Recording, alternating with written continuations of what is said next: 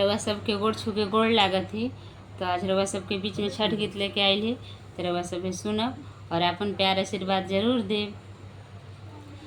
गंगा मैया के ऊँची अररिया ते वैया एक रोए हो।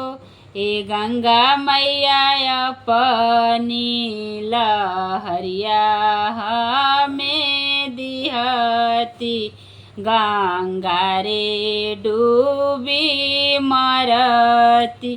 किया तोरा तेवाई नहीं हरा दूर किया रे ससुरा दुख हो। तेवाई किया तोरा पिया परदेसे गैले कवन दुख रोवे कवन दुख रोवे।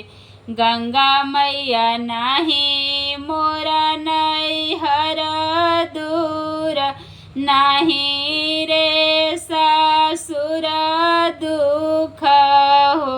गंगा मैया नहीं मोरा पिया परदेसे गैले कोखिए दुख रोवे कोखिए दुख रोवे। चुप होख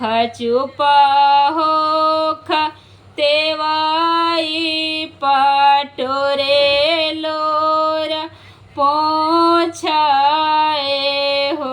तेवाई अपना बालक हम मारब तोहरो जियाइब तोहू रे धीरे जाधर। नोना उधार तेल पैचा आवरो सब पैचा हो। गंगा मैया कोखिया पैचो नाही हो। कैसे धीरे जाधरू सात गो बालक राम दिहल सातोरे कंस हरि ले हो।